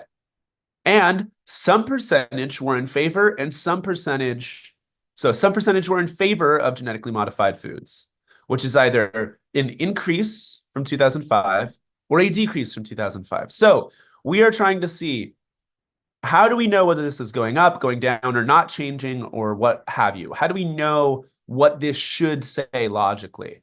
Well, it's not from what comes before this, like we might assume. It's from what comes after, right? Jonathan Ramsey, one of the largest producers of genetically modified seeds in the world, okay, says that these numbers are promising. And they do change attitudes because they become used to technologies. All right. We can, through all of this, infer that the person who's producing GMOs, right, wants people to adopt them, and that becoming used to technologies will change attitudes in the positive. All right. We can logically, rationally infer those things. As such, once we've inferred those things, we would want to see, well, even though it's a small improvement, right? We see marginal. Even though it's a small improvement, there is an improvement in terms of how people view GMOs. Shaking my head, honestly. But the only one that does that is B, that shows that it goes up. A is an opposite distractor. A is likely a baggage distractor. A lot of people think it's a good thing when opinions of GMOs go down. I understand why you might think that, right? But that's not the logic of this passage. We have one of the most evil men in the world, Jonathan Ramsey, and one of the most evil companies in the world, Monsanto, out here saying, if your parents work at Monsanto, I'm sorry for saying that. Saying that it's a good thing that there's this change in opinion for GMOs. Well, we can infer as the biggest producer of GMOs that they want a change for the better rather than for a change for the positive rather than for the negative. C and D don't make any sense. All right, so it's likely between A and B is the only one that makes sense. All right, 13 has a lot of what we call recycled language distractors, meaning we see omnibus, omnibus, omnibus, omnibus mentioned 4 or 5 times in the text, actually more like 3 or 4 times. All right. And we see it in most of our answer choices, but it actually has little to do with the main idea or the logical portion of this text, right? Um, what is the logic of this text is to say that old phrases become new ones, right? That words change as things change, right? Early omnibuses were a precursor to buses, and they played a significant role in modern transportation. But now we use it for various things, okay? So D is the logic of the passage, saying that things develop over time. I would want us to arrive at D by getting rid of other answer choices. Omnibus is integral to studying how English language has changed over time, okay? This word integral is the word that's wrong, all right? It is interesting, but in order to understand how English language has changed over time, must you study omnibus? Is omnibus one of the most important words for you to study? By no means, okay? But then B is the opposite distractor type, okay? So A is too extreme in the positive sense, but B is too extreme in the negative sense. Omnibus is interesting for to understand how changes happen in English over time, right? It's not the only most important thing we need to study. It's not integral, but it also isn't irrelevant. So you can get rid of B, even though both of them use the word omnibus.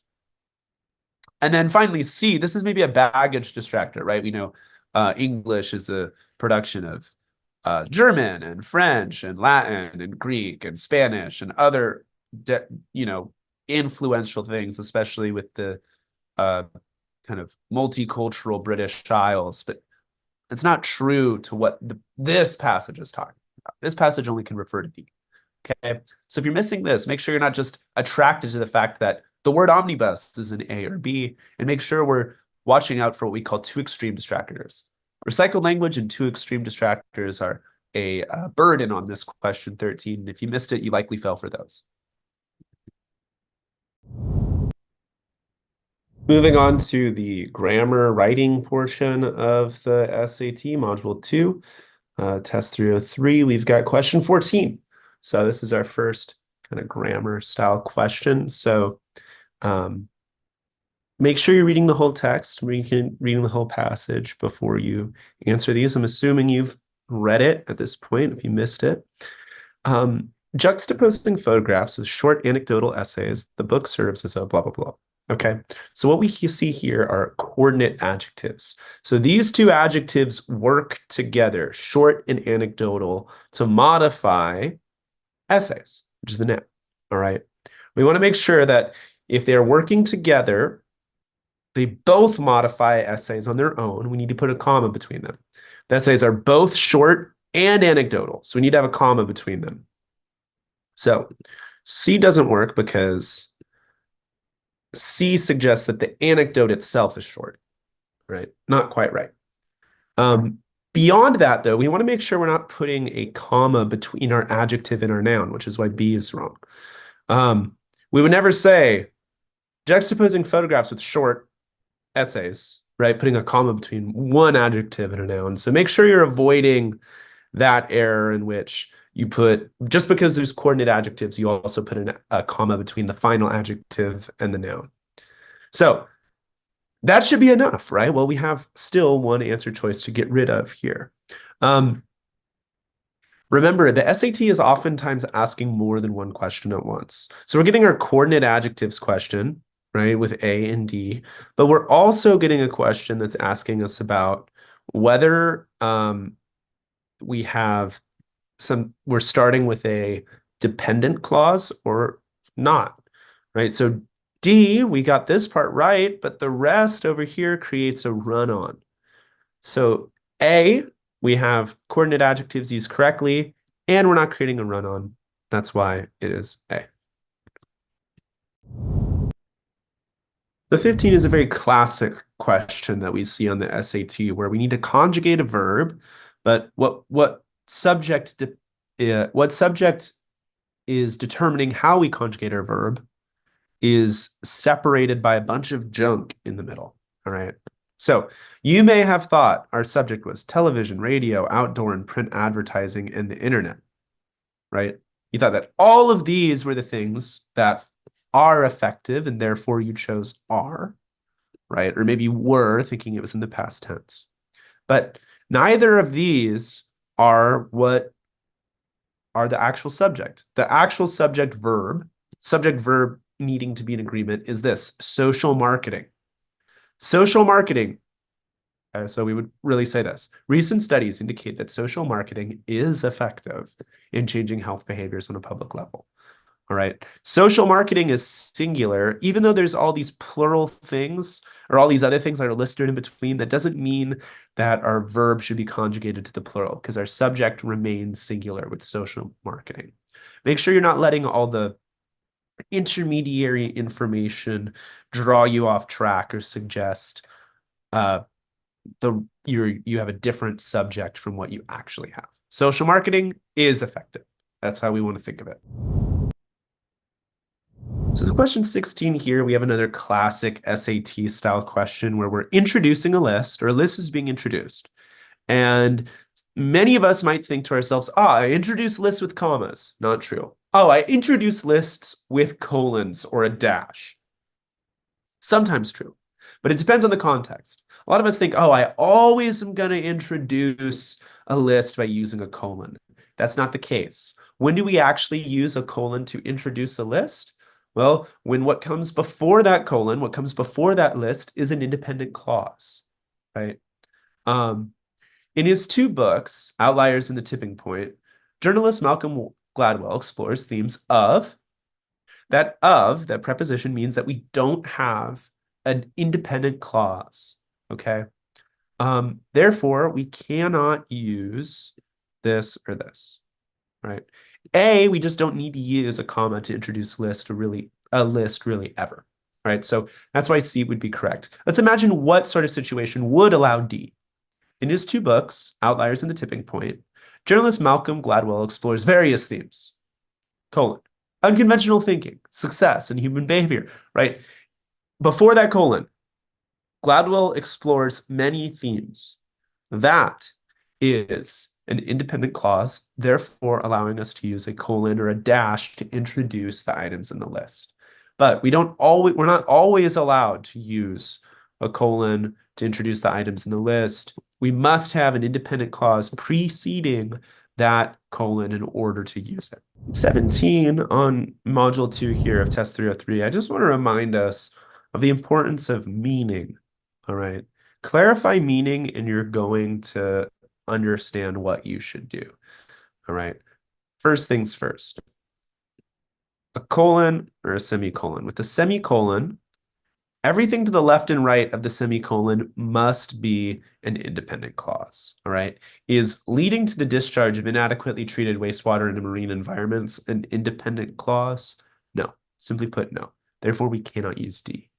Everything that comes before it needs to be an independent clause, which is what we have. While cruise ships are equipped with wastewater treatment systems, these systems may not always remove all pollutants effectively. However, what comes after it is required in the sentence. Okay, because it's required in the sentence, we cannot just tack it on as an additional elaboration like we would with a colon. So now we're between B and C, right? Why must we have a comma between effectively and leading? It's pretty natural. It's pretty intuitive. I don't think that that's really the reason why we're missing this question. I think a lot of us are either choosing A or D, most likely, if you missed this. But let's talk about it, right? They may not always remove all pollutants effectively leading to the discharge, right? That suggests that we have pollutants effectively leading things, right? But no, we want them not, because they're not removed effectively, it leads to other things. And we need that pivot. The meaning is misconstrued by the grammar in answer choice C. It's the classic, let's eat, comma, grandma, versus let's eat grandma example that English teachers have laughed about with, fourth graders since the olden days, if you will. All right. So B works. Why do we know it works? Well, because it has the proper meaning. Grammar is a conduit for meaning. Always remember that, and it should lead you down the right path. And then you use our rules and regulations to keep us away from distractors like D or A in this instance. Okay, so in question 18, you will want to remember the following rule. When you have a complex sentence, meaning we have a dependent and an independent clause, we use commas to connect those clauses. Right? If there's an dependent clause in it, we connect the dependent and independent clause with a comma. All right. Now, the thing that's throwing us off here is this non-essential phrase, right? So let's just take the non-essential phrase out and read it. Although he observed in 1839, let me start again. Although he observed in 1839 that certain materials generate an electric current, it says and there, probably should say an, it would be several decades before practical applications of photovoltaic technology were developed. So we know that although up in the front is a subordinating term, subordinating phrase, meaning we have a dependent clause to begin. And how do we connect dependent clauses and independent clauses? We use a comma. C, right? Why do we know D isn't working? Well, everything that comes before a colon must be able to stand on its own. Therefore, no D. A, even worse, either side must stand on its own, left or right. Not true. And then B and D are practically the same exact thing. They function almost the exact same way. C is the only one which follows the precepts of grammar. All right, so with 19, we want to notice that Michael Jordan, all of these different attributes of Michael Jordan are inspiring athletes in all walks of life. So we have 1, 2, 3. His competitive spirit, work ethic, and commitment to excellence. That therefore makes our subject plural. So the verb continue, to continue, needs to be conjugated into the plural, right? A is the plural conjugation of continue, right? Rio and Jeff walk to the store. Rio and Jeff continue walking, right? Jeff is my neighbor. I don't know, came to mind. Continue is the proper conjugation for those. If you're missing this, you might be thinking, we're conjugating for Jordan. Jordan continues to inspire athletes. But it isn't Jordan that's inspiring. It is these attributes of Jordan that are doing the inspiring, that are continuing to inspire. Therefore, we're going to use the plural conjugation of continue, meaning A. All right, so for question 20 here, we have an elaboration. All right, you likely know about how elaborations are constructed when we use a colon. But remember, a dash also works as an elaboration. Why do we know it's an elaboration? Well, everything before it can stand on its own as a sentence. Let's check. As it turns out, knowing what your personality is generally like is not the same as accurately discerning how you are behaving in the moment.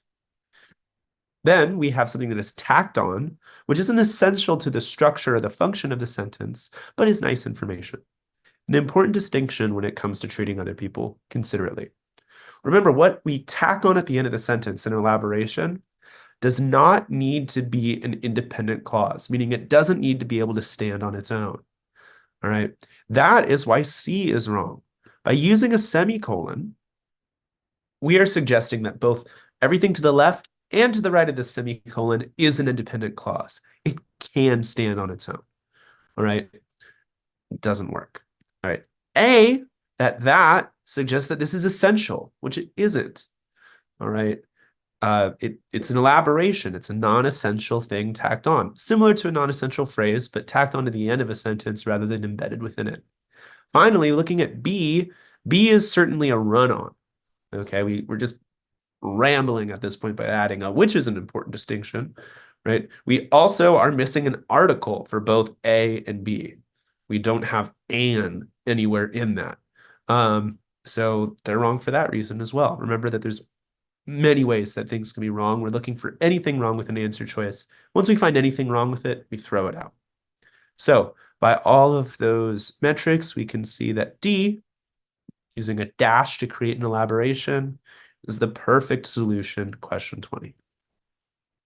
All right, so the type of question we see on 21 is ultimately whether a modifier or whether what is modifying our sentence or our subject of our sentence is in the right place. Okay, so we see that this sentence, a keystone in marine ecosystems.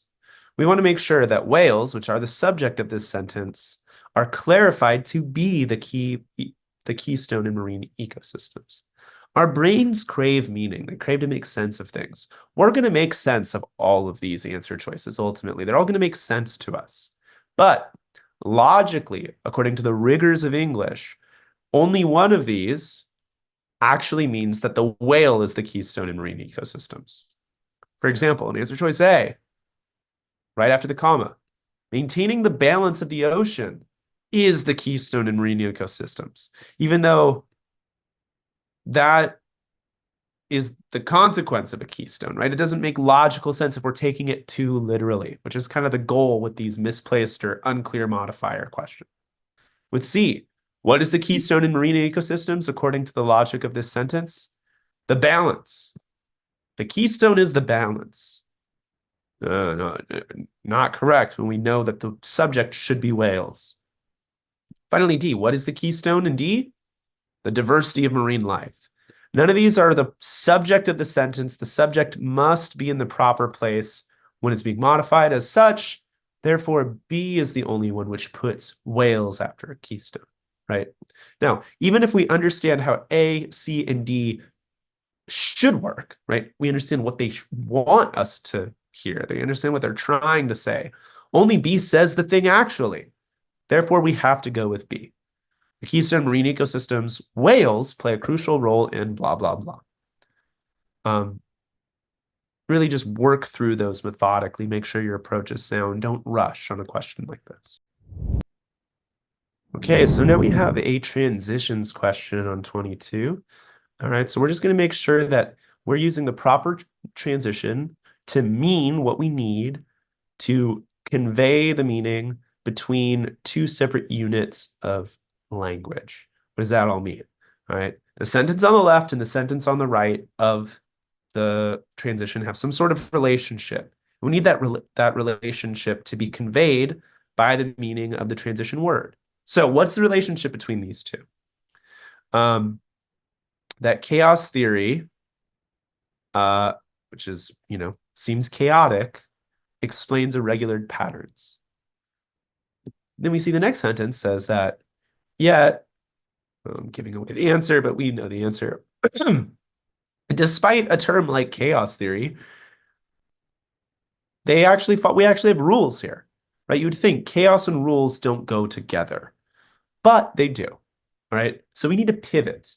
Our pivot transitions are however, but, yet, nonetheless, nevertheless, all right? What signifies that pivot is B, yet. If we are having trouble with a question like this, we might not be understanding the relationship between the two things pivoting, or we might just not be understanding the text well enough in general. We may not realize that chaos, the connotation of chaos, doesn't align with rules. Okay. You might think, oh yeah, likewise, of course. It just builds, of course, that makes sense. Chaos and rules, they go together very well. You might be using too much of your baggage here as well. Nevertheless, the only answer which shows the proper relationship of a pivot is B, yet. Really study what the meaning or what the kind of categories of all our transitions are if you're missing a lot of transitions questions. So for 23 here, we have a transitions question. And like any transitions question, our goal is to see what is the meaning of the two units of information on the left and to the right of the transition? And what transition can we put to demonstrate the relationship, right? So what is the relationship is our first goal. Geothermal energy is renewable. It's a stable source of electricity and has low greenhouse gas emissions. Okay, those are all positives. But then we see that there are drawbacks. Limited this, limited that, limited that. Okay?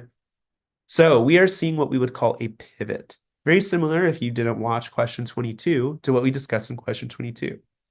We are trying to say, what came before is not directly what we would expect with what comes next, right? There's all these benefits, but there are also drawbacks. What are our classic pivot transitions? But, yet, nevertheless, however, right? However, it's right here. There we go. Sometimes people think hence is a pivot transition. Um, but it isn't. It relates much more to a word like therefore. Um, therefore and hence both are ones which kind of suggest something that the next unit, the second unit of information, the unit on the right, proves the thing that comes on the left. So geothermal energy is renewable, blah, blah, blah. Therefore, we should use it, is what we would expect if we see a word like therefore or hence. Likewise means that there's a certain similarity. Maybe something else has all these positives, right? However, to use the correct answer, however, the only thing that we want to see is a pivot. The only thing that gives us a pivot is B. However, all right, 24, we're talking about falling cats. A great topic, very interesting, and how cats somehow manage to always fall on their feet. How on earth do they do that? All right, well, apparently it's because of gyroscopic righting reflex and limb flexing on landing. Awesome, so glad I know that now. We have a transitions question here, right? We're trying to see, we're trying to figure this out ultimately. What is the one unit of information on the left, and what is the one unit of information on the right, before and after? And what is the relationship between these two units of information? Once we figure out the relationship between these two units of information, then we choose the transition word which most accurately conveys that relationship. If one is saying one thing and another is saying another thing, and they're pivoting between each other, we want to use a pivot, like however, like but. Right? If we're building on something, we might want to say moreover, additionally. If we're proving something, we might want to say something like therefore. So what's the relationship here? Cat-specific advantages have evolved through natural selection. Then we have beginning of a new clause. Most feline species live in the trees. They're arboreal, okay? We need to know this vocab word kind of to make sense of it. Um, uh, they've lived in trees. Therefore, we have this product, all right? Meaning their evolution, the 9 lives are a product of this precept that they lived in trees. We're looking for that kind of consequently or like proving transition, meaning therefore, consequently, thus. All right. Additionally, just were to build on it. And again, additionally and moreover are very, very similar. It's kind of hard. It would be hard to choose between the two if we had the opportunity, which should make us a little bit cautious of either of those answer choices. Instead is a pivot of some sort, right? It's kind of a pivot in a time thing. The only one that conveys this sort of proving it meaning that we're looking for in this transition is A, thus.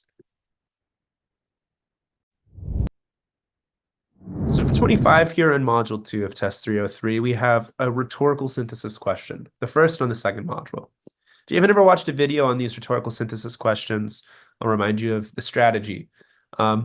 We want to, unlike any other question on the SAT or the ACT, nowhere else do we do this, other than actually the ACT Science, but nowhere else on the reading or writing. We want to look at the question before we look at the text. Why do we do this?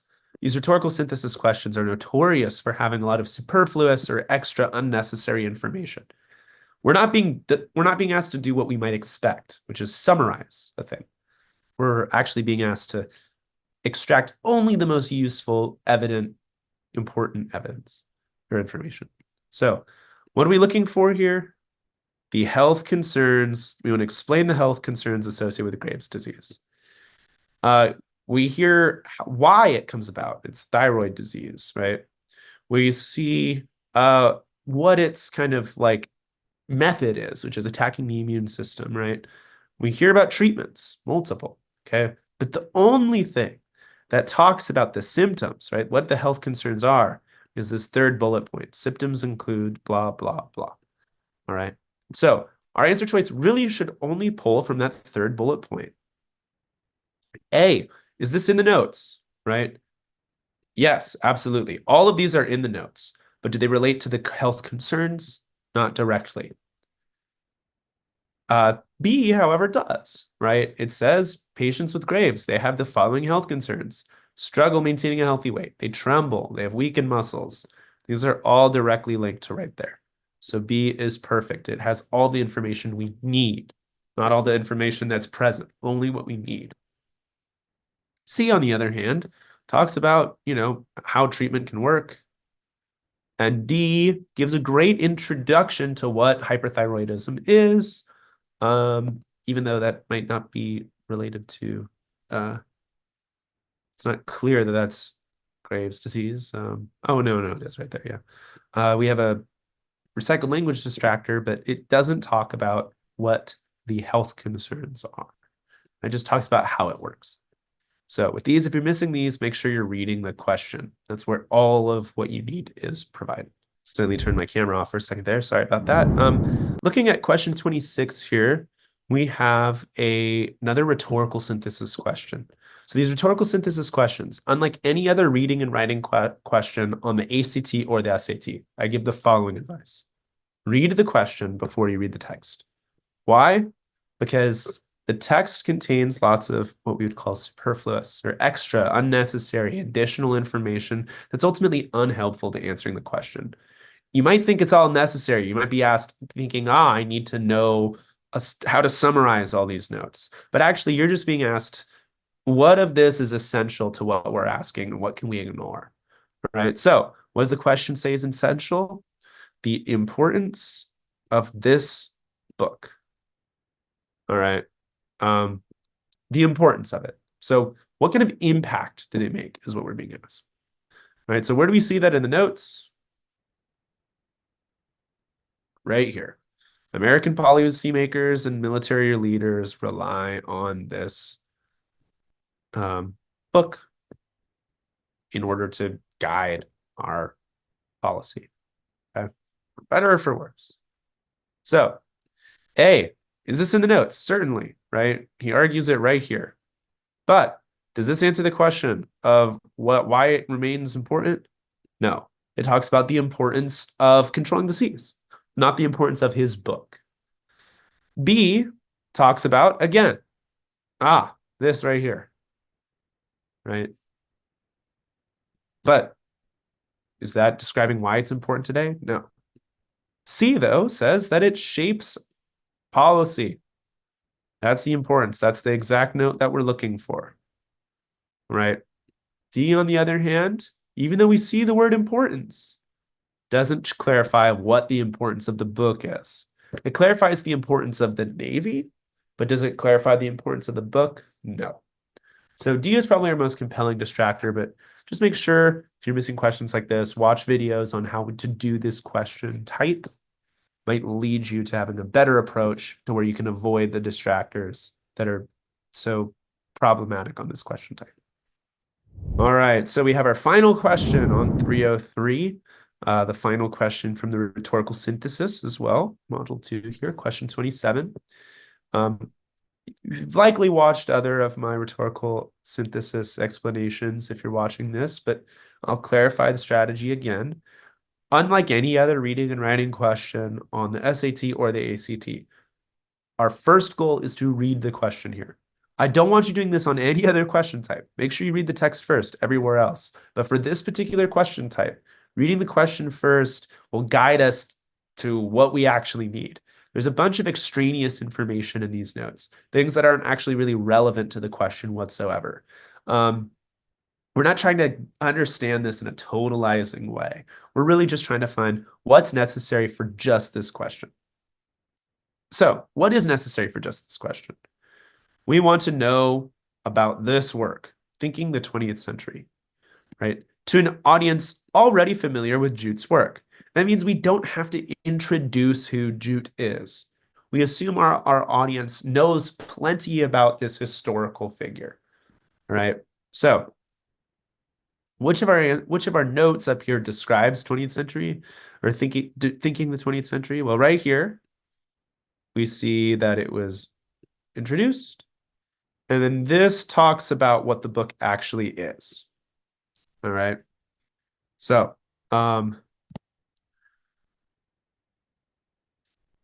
We probably want some combination of those notes in our answer choice, and we don't need anything else. So first things first, looking at A. Well, we get thinking of the 20th century, but is it described, right?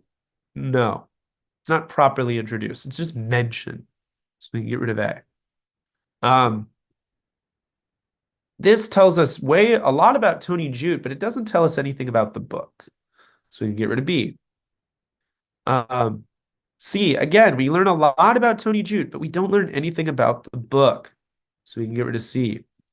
Whereas D, yeah, we don't really learn anything about Tony Judt, but that's okay. Because what do we get? Plenty about what thinking the 20th century is. Therefore, D is the only answer choice which meets the parameters of what we're really looking for on this question type, on this particular question, which is just to introduce the work. And with that, we are done with test 3 of 3.